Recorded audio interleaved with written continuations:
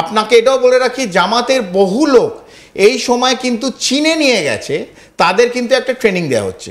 জামাত একটা ধর্ম, পুরো মানে ধর্মকে নিয়ে যারা ব্যবসা করে, তো সেই লোকদের চায়নায় নিয়ে গিয়ে তাদের কিছু ট্রেনিং দেওয়া হচ্ছে। কি ট্রেনিং সময় বলবে, তবে একটা 20-25 জনের টিম গেছে, তারা বিগত প্রায় 1.5 মাস চায়না ট্রেনিং চলছে। এবং আমি এটাও জানি যে ইউনিশ সরকার এই এপ্রিল অথবা মে মাসে চায়না এবং জাপান এই 2 জায়গায় ওনার ট্রিপ আছে, বিশেষ করে চায়নায় 7 দিন উনি থাকবেন।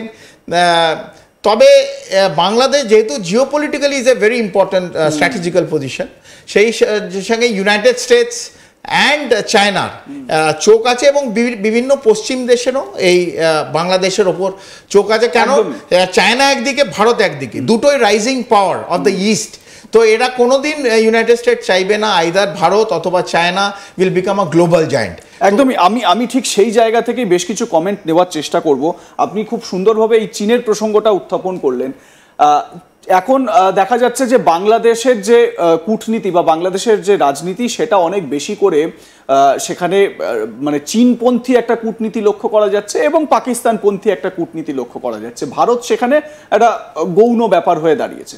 যাই হোক, এবারে আপনাদের বলে রাখি যে চীনে যে উইঘর মুসলিমদের কি অবস্থা চীনা অ্যাডমিনিস্ট্রেশন, শি জিনপিং এর অ্যাডমিনিস্ট্রেশন করেছে, তাদেরকে একটা জায়গায় পুরো একঘরে করে রেখে দেওয়া হয়েছে। এটা ভালো করে একটু বুঝে নেবেন, একটু পড়ে নেবেন।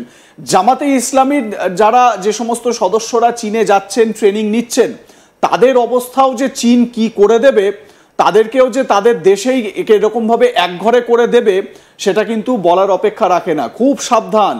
আপনাদের এক জাত ভাই যেরকম আপনারাও মুসলমান সম্প্রদায়, সেরকম উইঘররাও কিন্তু মুসলমান সম্প্রদায়ের। তাদের সেখানে নামাজ পাঠ করার কোনো রকম অধিকার নেই, তাদের সেখানে মসজিদ ভেঙে দেওয়া হচ্ছে, তাদের সেখানে বিয়ের অনুমতি নেই, তাদের সেখানে একটা সুস্থ স্বাভাবিক জীবনযাপন করার ন্যূনতম যে বিষয়গুলো সেইগুলো পর্যন্ত নেই। খুব সাবধান কিন্তু। জামাতে ইসলামীর সদস্যরা যাচ্ছেন, যান, কিন্তু পরিণতি খুব খারাপ হবে। দেখুন, অনেকে কমেন্ট করছেন, দীপ্তাংশুদা, বাংলাদেশি অনেকে বলছেন যে ডিপ স্টেট আমেরিকান বাংলাদেশের ওপর গতিবিধি লক্ষ্য করছে, আর প্রধানমন্ত্রী মানে ভারতের প্রধানমন্ত্রী নরেন্দ্র মোদীকে চেয়ার থেকে ফেলার পরিকল্পনা করছে। এটা নাকি একটা প্ল্যানিং চলছে। আচ্ছা, তারপর বলছেন যে এতদিন, আরও একজন বলছেন যে এতদিন বাংলাদেশের গণতন্ত্র কোথায় ছিল, আপনারা কোথায় ছিলেন? এক সুরে 4টি বসে আপনারা আপনাদের মানে বলছে যে এতদিন মানে শেখ হাসিনার সময়কালেও নাকি গণতন্ত্র ছিল না। এটা একটা নানান রকমের কমেন্ট আসছে। আমি প্রথম দুটো কমেন্ট নিয়ে একটু আলোচনায়, মানে ডিপ স্টেট নাকি মোদিকে ফেলে দেওয়ার একটা প্ল্যানিং করছে, এটা ওখানকার জনতা বলছে। মানে বালখিল্য কথা, হাস্যকর কথা। ভারত গণতন্ত্রে বিলিভ করে। ভারত তো আর্মি, মানে ভারতে আর্মি কু হয়েছে অথবা আর্মি মেনস্ট্রিমে, army is a totally constitutional একটা আর্ম, একটা ইনস্টিটিউশন। সেটা কোনোদিন মেন পলিটিক্সে ঢোকে না, যেটা বাংলাদেশে মানে বারবার ভুল করছে, যে এই বাংলাদেশে আর্মিকে নিয়ে আসছে মেন পলিটিক্সের মধ্যে। আর্মি কোনোদিন যখন আমরা পাকিস্তানকে দেখতে পারি, নর্থ কোরিয়াকে দেখতে পারি, ইভেন বার্মা, মায়ানমারকে দেখতে পারি, যেখানে আর্মি পলিটিক্সের মধ্যে ইনভলভ হয়েছে, সেখানে সেই দেশের সর্বনাশ হতে 100% হবে, 100%। আমি একজন সামরিক বাহিনীর প্রাক্তন সেনাকর্মী হয়ে বলছি যে army has to be a separate organ. আর্মির কাজ হচ্ছে টু এনশিওর সার্বভৌমত্ব, ইন্টিগ্রিটি অফ দ্যাট মানে নেশন, সেটাকে রাখা, তার ইন্টারনাল সিকিউরিটিকে এনশিওর করা, সিভিল এড যখন দরকার, ধরুন ফ্লাড হলো, আর্থকুয়েক হলো, তখন আসা। So army has got, army বিভিন্নভাবে রিসার্চ অ্যান্ড ডেভেলপমেন্টের ইস্যু নিয়ে, অন আর্মস অ্যামিনেশন, সেটা নিয়ে কাজ করা। আর্মির কোনো মতেই উচিত না যে মানে কোনো রাষ্ট্রের গণতন্ত্রের মধ্যে সেখানে যে পলিটিক্যাল সার্ভিস চলছে, সেখানে আর্মির কোনোদিনই আসা উচিত নয়। যদি আসে, যেখানে যেখানে এসেছে সেই রাষ্ট্রের সর্বনাশ হয়েছে। এক, সেকেন্ডলি মানে আপনি যেটা বললেন ঠিকভাবে, চায়নার জামাতদের কথা বললেন আপনি, এটাও প্রত্যেকে, বিশেষ করে বাংলাদেশে যারা দেখছেন তাদের জন্যে, এই উইঘরদের চায়না যেরমভাবে নির্যাতন চলছে, আজকের দিনেও চলছে, এই সময় কিন্তু দেখবেন যে কোনো ইসলামিক সংগঠন একটা কথাও, একটা মুখে কুলো একটা, কারণ কেন চায়নার থেকে তারা টাকা পায়, টাকা পেলে ইসলামিক সংগঠনদের যদি তার ভাই বোনদেরও ওপর অত্যাচার চলে, নির্যাতন চলে, তারা কিন্তু মুখে সেলোটেপ দিয়ে নেবে। তো তাদের চরিত্রটা কিন্তু সবাইকে জেনে নিতে হবে। সাধারণ মুসলমানদের, আমি জেনারেলি মুসলমান হিন্দু বলে কিছু মানি না, আমরা মানুষের ওপর, মনুষ্যত্বর ওপর বেশি ইম্পর্টেন্স দিই।